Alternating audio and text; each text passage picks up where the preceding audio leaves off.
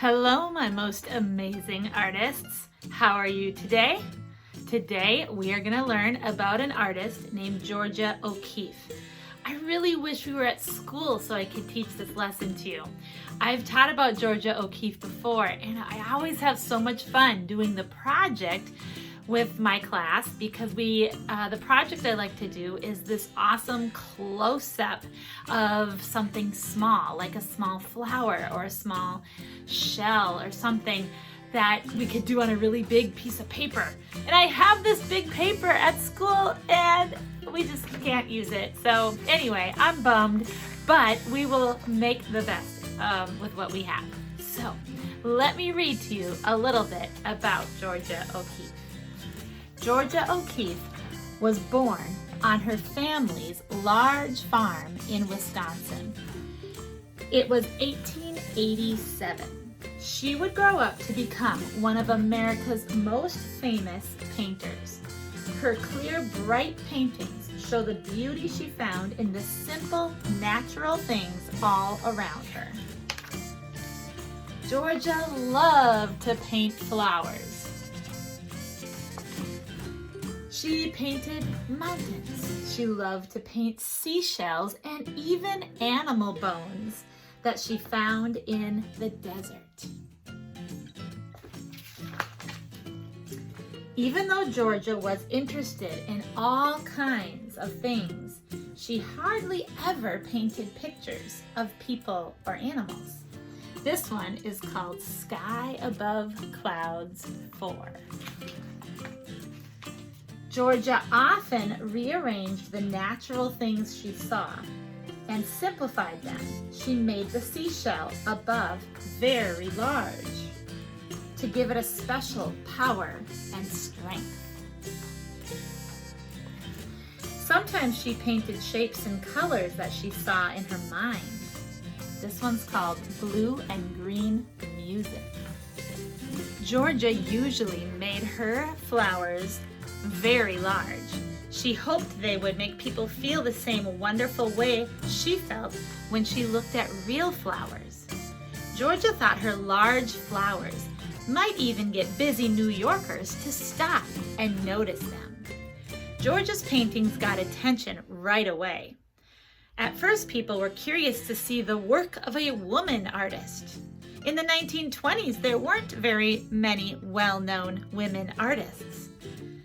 It didn't take long for people to realize that Georgia O'Keeffe wasn't just a woman artist, she was a great American artist. Several years later, Georgia was invited out west to visit some friends in New Mexico. She thought the desert and clear blue skies there were even more exciting than the scenery she had seen in Texas. Georgia began painting the animal bones, the desert flowers, the sun-baked adobe churches that she found there. Georgia especially loved the mountains of New Mexico. They seemed almost alive to her. Georgia spent most of the rest of her life painting in New Mexico. Alfred agreed it was the best place for her to be in order to make her paintings as good as possible. Georgia O'Keeffe lived to be 98 years old. She decided to become an artist at a time when it was proper only for women to teach art. Georgia didn't care what people thought about her or her art. She worked hard on her paintings and put her own special feeling into them. Georgia met many famous artists during her life. She learned a lot from them, but never copied their styles or joined their groups. Because of this, Georgia's paintings are very original. She often found beauty in things that most people would ignore or never even notice, and she was able to show that beauty in her paintings. The Minneapolis Institute of Arts, which is the museum that's close by in Minneapolis, has a few different Georgia O'Keeffe paintings on display. The one that I've always noticed when I've gone there is this one. It's called Pedernal from the Ranch No. 1. It was painted in 1956. And what you'll notice here is that Georgia O'Keeffe was a master at blending colors. I've always stood in front of this painting every time I've seen it and just just had a moment where I stare at the shading that's going on here. You can see around this area the darkness and the shadow, and then how it just gradually turns into this white color here, and then this bright orange up here. So Pedernal is the name of this mountain back here. And this opening right here is a bone that she's looking through. So very unique and interesting perspective. All right, so that's one of them I wanted to show you. And then the other one is this one that I just noticed the last time I went to the museum. This one is a Georgia O'Keeffe painting, and again, the thing I love about it is her masterful way that she blends colors and makes them just look soft, beautiful. And there's this idea here that goes from one color to the other, and you're not quite sure where the change happens. That's called an ombre effect, and she was so good at that. So this one is an abstract painting. It's not supposed to be anything. And she was just playing with the colors of gray and green. So that is another one at the museum. All right, so today we are going to be inspired by Georgia O'Keeffe, and we are going to do a close-up of a flower. And let's get started with that. So for your assignment this week, you have two options. The first option is pretty straightforward. You just take a white piece of paper and a black marker or black crayon, and you draw a large flower on the white paper so that it goes off the edges. And I gave you a bunch of examples on your packet, so you can look at those and just kind of be inspired by those. And then color it in with markers or crayons or paints or whatever you have. I did something like that, and I'll show you how that turned out. That one is right here. So this was one that I did the other day, and I used these really cool like paint sticks that were kind of like crayons, but then you could get them wet and smear them around. So that's how that one turned out. Today I want to show you option number 2, and that is to use a larger piece of paper that's kind of stiff, draw a basic flower, and then use colored glue to outline it, and then fill it in with some chalk. All right, so the first thing I'm gonna do is I need to mix up some glue with some color. So I'm taking about half a bottle of Elmer's glue, and I'm gonna put in a few drops of green food coloring. Now I'm putting more than a few because I think it might need a lot, maybe about 10 or so. And then I am going to put the cap back on, and I'm going to make sure that is closed, and I'm gonna shake it up. And you can see that it's starting to turn green. All right, I'll show you how that looks in just a second. So I found a large piece of paper. This is a 12 by 12 piece of cardstock. It's usually used for scrapbooking, but I'm gonna use it for an art project today. It's just a little thicker than normal paper.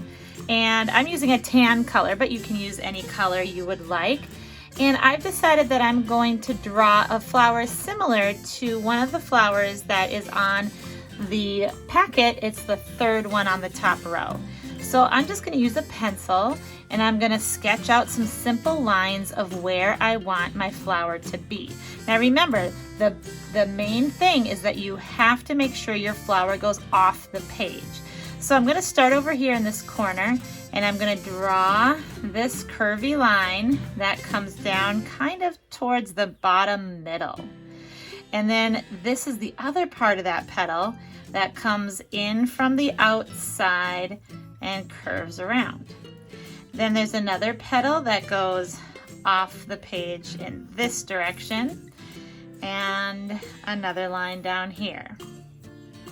Now, since this doesn't have to look exactly like the one on my picture, I might draw some lines a little different, but I'm generally going to aim for the same kind of shapes.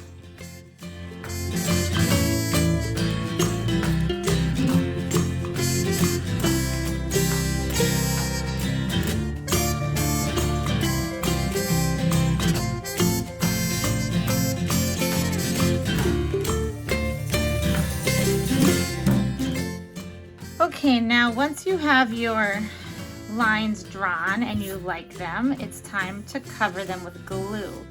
So I'm just fixing a few of mine. I want this one to be a little bit wider. So I'm just gonna widen that out. Be covering that over later with chalk, so it's okay if you can see the pencil lines. Okay, now I'm going to take my glue that I mixed earlier, and I am going to trace over my pencil lines with my green glue. Now it's really important that you don't smear it around. You're just using the glue bottle like a pencil.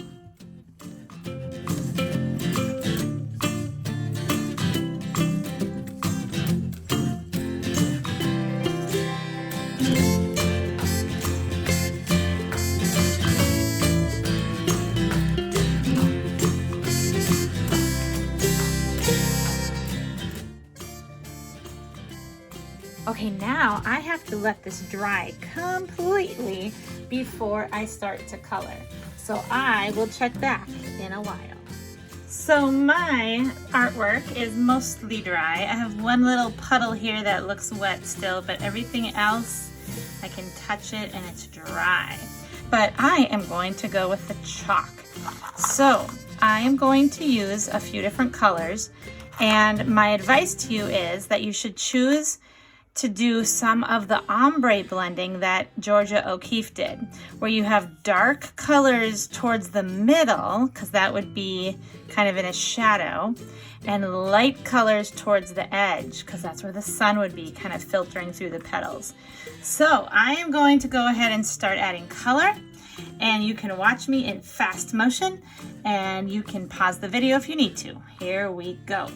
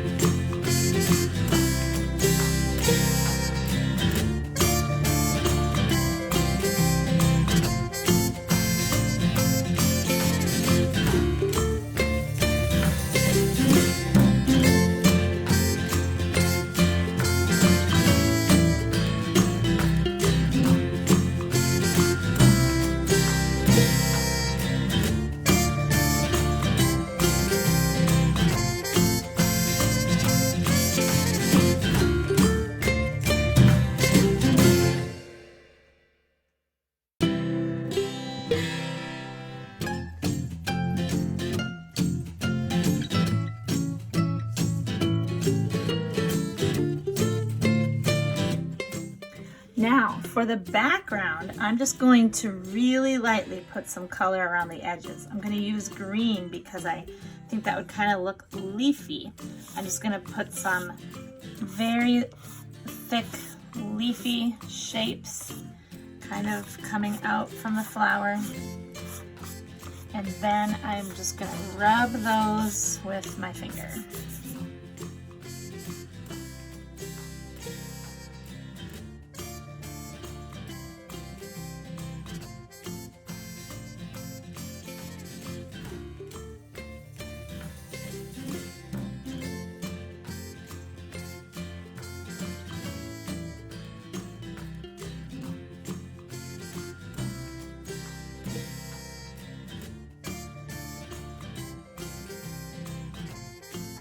All right, there is my Georgia O'Keeffe inspired close-up flower.